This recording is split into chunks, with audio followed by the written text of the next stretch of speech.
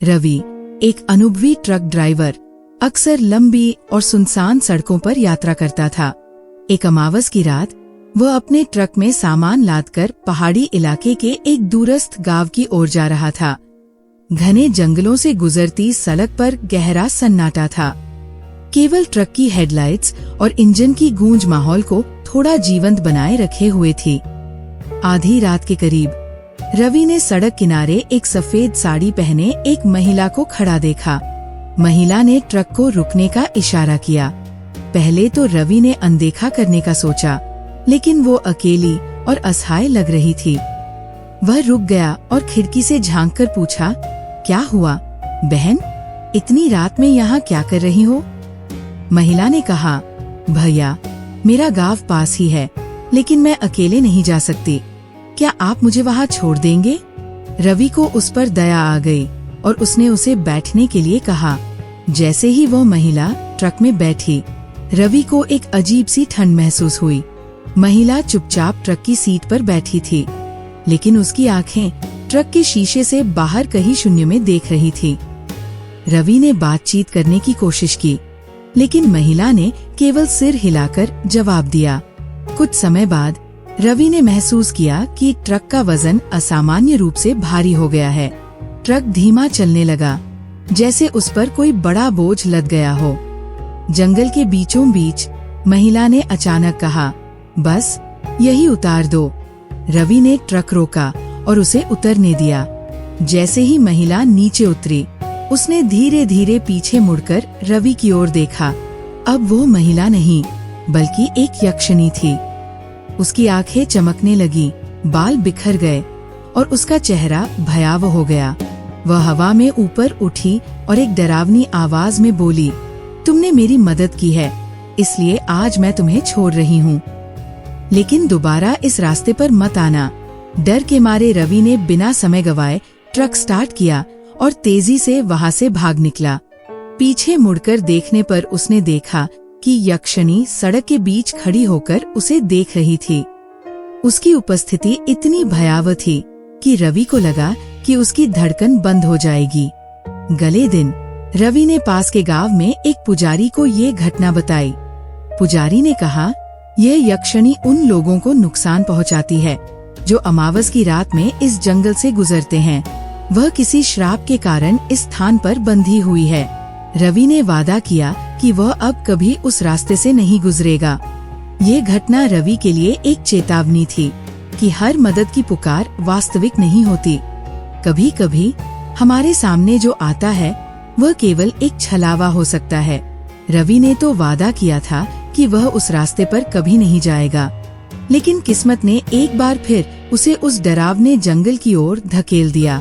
कुछ महीनों बाद उसके ट्रक मालिक ने उसे मजबूर किया कि वह उसी रास्ते से सामान की एक जरूरी डिलीवरी करे। रवि को याद था कि पिछली बार वहाँ क्या हुआ था, लेकिन उसने सोचा कि शायद वह घटना केवल उसका भ्रम थी। अमावस की ही रात थी। रवि ने अपने ट्रक को भर लिया और हनुमान चालीसा बुदबुदाते हुए जंगल की ओर बढ़ चला। उसे हर पल लग रहा था कि कोई उसकी हर हरकत देख रहा है। जैसे ही वो उस जगह पहुंचा जहां पिछली बार यक्षिणी मिली थी, ट्रक अचानक बंद हो गया। रवि ने ट्रक को स्टार्ट करने की कोशिश की, लेकिन इंजन ने काम करना बंद कर दिया। बाहर सन्नाटा था और ठंडी हवा का झोंका चारों ओर फैल गया। तभी रवि ने सड़क के किनारे पर फिर उसी महिला को खड़ा देखा। इस बार वह चुप नहीं थी। उसने सीधे रवि की आंखों में देखा और कहा, मैंने तुम्हें मना किया था, लेकिन तुम फिर लौट आए। अब तुम यहाँ से नहीं बच सकते। यक्षिणी हवा में उठी और उसका असली भयावह रूप प्रकट हो गया। उसके बाल सांपों की तरह लहरा रहे थे। उसकी आंखों से आग जैसी चमक निकल रही थी। रवि ने अपने साथ लाए हुए त्रिशूल और गंगा जल को बाहर निकाला। उसने पुजारी की सलाह मानते हुए ये चीजें अपने साथ रखी थी। उसने यक्षिणी पर गंगाजल छिड़का और जोर से चिल्लाया, हे भगवान, मेरी रक्षा करो। यक्षिणी गुस्से में चीखने लगी। गंगाजल का प्रभाव उसके शरीर पर हो रहा था और वह कुछ कदम पीछे हटने लगी, लेकिन उसने कहा, तुम मुझे इस बार रोक सकते हो, लेकिन मेरी ताकत हर बार बढ़ती जाएगी। ये जंगल मेरा है और इसे कोई मुझसे नहीं छीन सकता। रवि ने तुरंत अपने ट्रक को दोबारा स्टार्ट करने की कोशिश की। ट्रक चमत्कारिक रूप से स्टार्ट हो गया। वह तेजी से उस जंगल से बाहर निकल गया, लेकिन यक्षिणी की चीखें और उसकी भयावह छवि उसके दिमाग में गूंजती रही। गांव लौटकर रवि ने पुजारी को सब कुछ बताया। पुजारी ने कहा, यक्षिणी अब तुम्हारे पीछे नहीं आएगी, क्योंकि तुमने गंगाजल और त्रिशूल का सही उपयोग किया। लेकिन ये श्रापित आत्मा उस जंगल में हर अमावस की रात किसी नए शिकार की प्रतीक्षा करती रहेगी।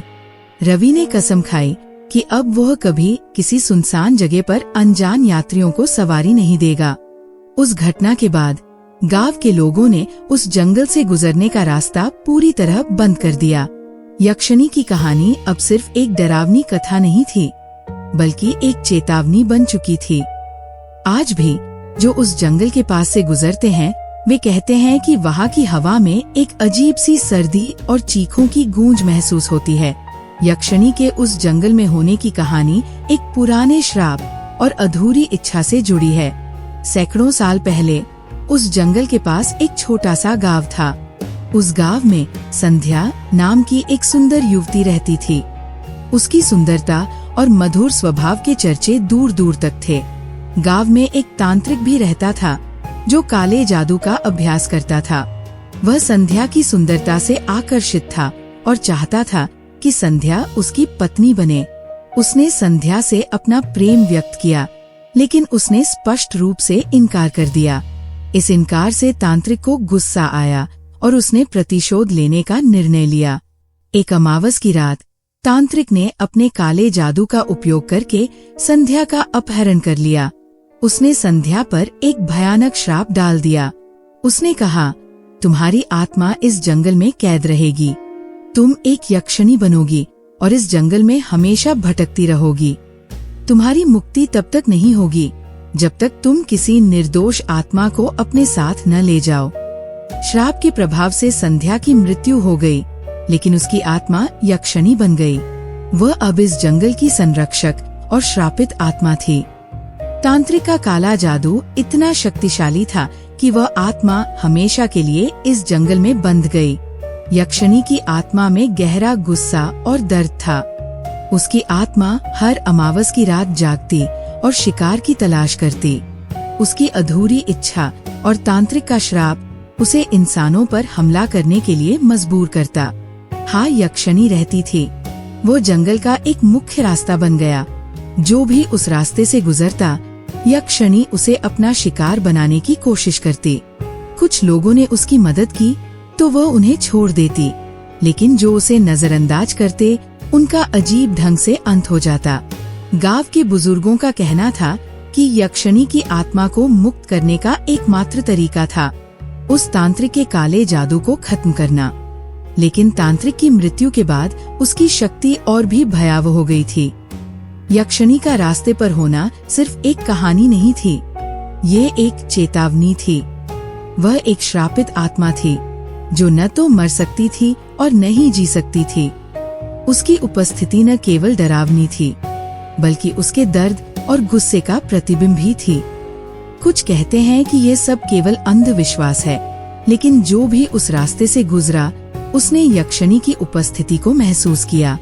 ठंडी हवा, अजीब आवाजें और उस सफेद साड़ी वाली महिला का प्रकट होना आज भी लोगों को डराता है।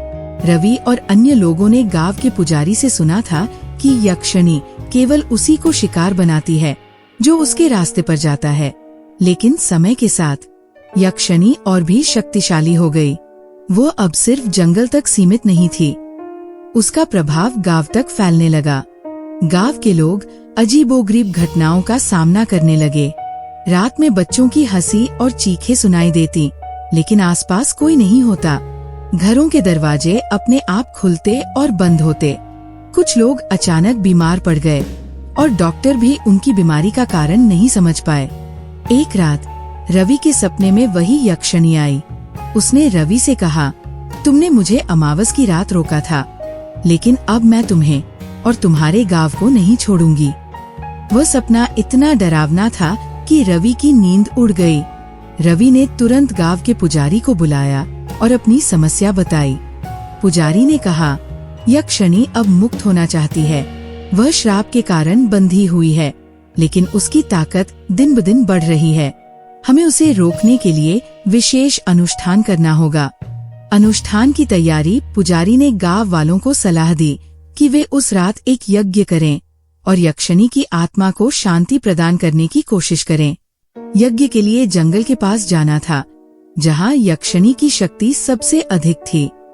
गांव के कुछ बहादुर युवक रवि और पुजारी यज्ञ की तैयारी करने जंगल पहुंचे। जैसे ही यज्ञ शुरू हुआ, अचानक हवा तेज हो गई। यक्षिणी प्रकट हुई और उसका गुस्सा आसमान छू रहा था।